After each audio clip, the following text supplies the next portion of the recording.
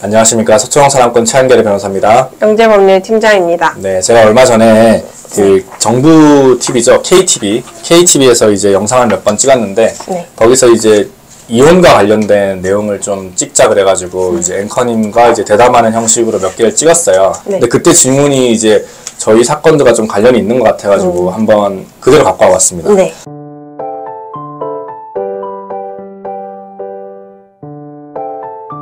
첫 번째 질문이 이제 이혼율이 굉장히 높다. 우리 한국 현실은 어떤가에 대한 질문이었어요. 그래서 제가 조사를 해봤죠. 어떨 것 같아요? 이혼 현황. 몇 명 중에 한 명 이혼하는 것 같아요? 그때 항상 말씀하시는 게 3명 중 1명 아닙니까? 저도 그런 줄 알았어요. 네. 제가 생각해보니까 제가 한 8년 전에 이혼 소송을 처음 접했던 걸로 기억을 하는데 그때 제가 이제 처음 이제 통계를 내고 막 했었을 때가 거의 3명 중에 1명이었는데 이제는 2명 중 1명이에요. 아, 진짜요? 저 깜짝 놀랐어요. 그때 제가 아직도 명확하게 기억을 하는 게 그때 1년에 혼인을 27만 명에서 28만 명 정도 하고 이혼을 한 10만 명 정도가 했었어요. 10만 명에서 조금 높게. 그러니까 뭐 2.7대 1 막 이렇게 되니까 뭐 사람이라고 하면 조금 올림할 수도 있으니까 3명 중에 1명이다라고 생각을 하고 지금까지 있었는데 제가 이번에 요거 이제 질문지 받고 나서 조금 더 검색을 하고 좀 찾아봤더니만 와, 장난 아닙니다. 그 매년 3월에 통계청이 작년 거를 발표를 하거든요. 이제 2023년도 3월에 2020년도 거를 발표를 하는데 그때 걸 찾아보니까 결혼을 19만 1000명밖에 안 했어요. 결혼이 계속 줄었어요. 계속. 진짜 주네요. 19만 1000명만 결혼을 하고. 줄겠다 그러면. 물론 이혼도 조금 줄었어요. 이혼도 9만 3000명이 하더라고요. 오, 그러면 진짜. 19만 명 대 9만 명이면 그래도 2대1이에요. 2대1. 그렇네요. 네. 그래서 2명 중 1명 이혼하는 시대가 오고. 그래가지고 이게 뭐 법원에서도 계속 이제 체크를 하고 있는데 이게 내년에 이제 보면 2023년도 혼인 건수, 이혼 건수가 나오겠죠. 그래서 이러다 보면은 혼인 건수는 계속 줄고 있는 것 같고 이제 혼인 건수는 이렇게 드라마틱하게 줄고 있거든요. 급격하게. 근데 이혼 건수는 이렇게 줄고 있어요. 11만 명에서 10만 명에서 이제 9만 3천 명 됐는데 이제 2023년도에 몇만 명이 될지는 모르겠지만 이러다가 결국엔 나중에 뭐 결혼과 동시에 이혼이다라는 말이 있지 않을까라는 좀 생각이 들 정도로 지금 통계가 2명 중 1명 이혼이더라고요. 와, 진짜 많네요. 그리고 다음 질문은 이제 이혼 관련된 상담이 많이 들어오냐 이 질문이었는데 그게 아까 제가 말씀드렸지만 이혼 건수가 조금씩 준다고 그랬잖아요. 이혼 건수가 주니까 요즘 다른 사건들이 많이 일어나고 있잖아요. 그 법률혼 이혼이 아니라 사실혼 해소라든지 사실혼 재산 분할이라든지 사실혼 위자료라든지 그 다음에 저희가 하고 있는 상간제 소송 이 사건이 거의 상담에 이제 주를 이루는 게 아닌가. 그래서 진짜 간통죄 없어지고 나가지고 이제 굉장히 많아졌잖아요. 간통죄가 2015년도 2월에 없어졌으니까 아직 없어진 지 10년도 안 되는 상황이거든요. 그러다 보니까 이제 배우자 뭐 있는 사람이 바람을 폈을 때 그 이제 바람핀 상대방을 상대로 청구하는 상간제 소송이 굉장히 주를 이루고 있다. 근데 이제 제가 쓴 책에도 이제 곧 나오겠지만 그 전통적인 불륜의 형태에서 변화하고 있어요. 이제 예전에는 그거 있지 않습니까? 배우자 있는 남편이 미혼 여성과 바람을 폈잖아요. 근데 이제는 배우자 있는 여성이 미혼 남성과도 바람도 피고. 그리고 당연히 뭐 배우자 있는 여성이 기혼 남성과도 바람을 피는 거고. 그리고 또 시대가 변하다 보니까 배우자 있는 여성이 미혼 여성과도 바람도 피고. 여성과 여성, 이제 레즈비언 커플이라고 하는데 그런 경우도 생기고 또 게이 커플도 생기고 여러 가지 이유가 그 형태가 나타나가지고 저희가 상간소송을 제기하고 있다. 여러분들도 그런 형태에 해당되신다면은 이제 저한테 연락을 주셔라 라는 말씀을 드리고 싶고 그리고 이혼을 하는 이유가 어딨냐? 법원의 자료를 제가 또 봤습니다. 제가 항상 말씀드리는 거지만 법원의 자료가 이제 굉장히 또 중요한 통계지 않습니까? 그래서 법원에서는 매년 사법영감을 발간을 해요. 매년 초에 작년 거까지 발간을 하는데 2018년도 사법영감이 가장 재밌었어요.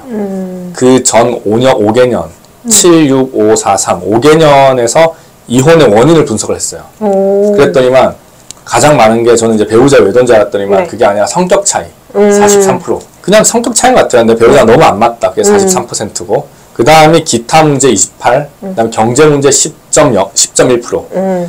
와, 이게 경제 문제가 진짜 크더라고요. 그리고 그 다음에 가족 간의 불안, 그 다음에 배우자의 부정도, 그 다음에 7.1 이렇게 되는데 배우자의 외도 은근히 낮네요. 굉장히 낮아요. 그러니까 뭐 한 해 11만 명이 이제 이혼을 한다고 쳤을 때 그때 당시 11만 명 정도 이혼했었거든요. 네. 거의 뭐 43%, 뭐 4만 명, 5만 명이 성격 차이지 배우자의 외도는 절대 아니더라고요. 그래서 근데 우리 그렇잖아요. 평생 다른 방식으로 살다가 갑자기 같이 살아라 그러니까 얼마나 좀 짜증나고 막 귀찮지 않았어요? 이해가 되던가요? 네. 그러다 보니까 성격 차이 때문에 사람들끼리 싸우고 이혼하는 게 아닌가라는 생각이 들고 그 경제 문제도 큰 거예요. 그쵸. 경제 문제가 제가 분석을 해보니까 IMF가 터진 직후에는 한 11만 명 정도로 원래 평균대로 유지를 하다가 그 이혼율이 네. IMF가 터져가지고 이제 그 여파가 쫙 한 몇 년 동안 나타났다고 그러더라고요. 월드컵 이후까지 쫙 나타났었는데 2003년도에 최고점을 찍었대요. 그게 16만 7천여 건. 그 여파가 나타났을 때가 거의 한 16만 7천이니까 이렇게 쭉 올라간 거죠. 그러니까 경제 문제가 또 큽니다. 이혼 상담 오시는 분들 중에 되게 많잖아요. 그쵸. 너무 배우자가 낭비가 심하다든지 돈을 많이 못 번다든지 네. 이것도 있어요. 이혼을 많이 하게 되는 사회 구조적인 요인이 있냐 이런 저한테 철학적인 질문을 하더라고요. 그래가지고 저는 뭐 철학적인 질문이 나오면은 또 제가 또 검색을 해갖고 가죠. 논문 찾아보고 가거든요. 네. 논문 찾아봤더니만 이제 그 사회 구조의 변화와 발전이란 테마가 있더라고요. 네. 제일 큰 게 여성의 경제력, 능력 향상 및 뭐 사회 구조적 변화 뭐 이런 게 있더라고요. 이제는 여자도 혼자 살 시대가 된 거예요. 그쵸. 돈도 적당히 벌 수도 있고 물론 아직까지 뭐 유리천장이 있어가지고 그 위를 못 뛰어넘고 평균 임금은 남자보다 낮고 이런 얘기가 많지만 그래도 혼자서 이제 사는 여자가 이상하지 않은 시대가 왔잖아요. 그쵸. 그러다 보니까 혼인 건수뿐만 아니라 이혼 건수도 이제 증대시킨다는 거지. 그래서 이제 이혼을 많이 하게 되고 또 결혼에 대한 인식이 그 딩크족 많잖아요. 그쵸. 더블 인컴 노키든가 그게 맞을 거예요. 네, 딩크라고 해가지고 네네. 남편이랑 와이프랑 같이 벌고 아기는 없다. 이게 딩크족도 많아지는데 그게 왜 그런지 알아요? 제가 찾아보니까 네. 결혼에 대한 인식이 변하는 거예요. 결혼은 원래 가족이었대요, 가족. 우리가 아기를 낳아서 가족을 이루고 할아버지 할머니를 뭐 모시고 막 손자를 키우고 이런 가족 중심에서 이제는 맞아. 결혼은 부부 중심이에요, 부부 중심. 우리 둘이 행복해야지. 애들 키우고 막 애들 다 키우고 나면 이제 나이 들어가지고 이제 애 장가 보내놓고 나면 이제 돈 없어가지고 애한테 용돈 받아서 이런 시대가 아니라는 거지. 그러다 보니까 이제 아이들 많이 안 낳게 되고 그러다 보니까 쉽게 이혼하게 되고. 그리고 마지막으로 이건 제가 진짜 그 검색한 건데 네. 법이 바뀌었어요. 법이. 그거 아세요? 원래 재산 분할이 안 됐어. 재산 분할이요? 네. 어떤 식으로요? 그 91년도 민법 개정 때 부부가 이혼을 할 때 재산 분할을 할 수 있다 이 규정이 들어온 거예요. 아, 그러니까 예전에 당연히 남자들이 돈을 많이 벌었을 거 아니에요. 네. 집도 다 남자 명의고 네. 돼 있을 때 여자가 이혼을 할 수 없는 법적인 제도 자체가 그렇게 돼 있었어요. 아, 그랬었구나. 네, 이혼 그러니까 이혼이 91년도 민법이에요. 아직 30년이 안 됐대. 30년이. 아, 30년 조금 남았대. 조금. 그때 좀 바뀐 게 양육권 그다음에 뭐 면접 교섭권 이런 것도 그때 나왔고 그리고 또 그 호주제 폐지도 그때쯤 됐을 거예요. 호주제 같은 맞아. 게 호주제가 있었지. 네, 그래서 호주제 같은 경우는 이제 여성의 재가를 아예 막았었잖아요. 네네. 근데 이제는 그때 이유가 없어져가지고 여자도 이혼을 할 수 있고 또 최근에는 성 변경도 쉽잖아요. 네네. 엄마 성 따라갈 수도 있고 막 이러니까 이제 그런 것 때문에 이혼을 많이 하게 되는 좀 사회 구조적 뭐 이혼을 쉽게 할 수 있는 그런 변화가 되지 않았나라고 네. 제가 말씀을 드렸더니만 아주 고개를 끄덕거리시더라고요. 네. 그리고 질문 들어왔어요. 질문. 네. 이혼으로 인한 재산 분할 시에도 양도세나 증여세를 내야 한다. 이거는 X에 X. 아세요 이거? 만약에 우리 재산이 졸라 많아. 근데 내가 좀 가져오고 싶어. 그러면은 가장 이혼을 하시는 분들 진짜 많아요. 네, 맞아요. 네. 맞아요. 왜냐하면은 내가 받게 되는 순간 양도세 내야 되고 뭐 증여세 내야 되고 막 이렇거든요. 그러니까 원래 부부가 이제 공동 재산이니까 엠빵합니다. 이렇게 하면은 안 냅니다. 그래서 이걸 악용하시는 분들이 좀 있는데 악용이라기보다는 뭐 이혼한다는데 어쩔 거예요. 뭐 이혼에 대한 이사가 있는 거니까. 황혼이혼. 여러분들 이제 많이들 물어보시잖아요. 이제 황혼이혼이라고 하면은 결혼생활 최소 20에서 30년 하신 분들이 네. 하는 이혼을 황혼이혼이라고 하는데 몇 배 증가한 줄 알아요? 10년 사이에?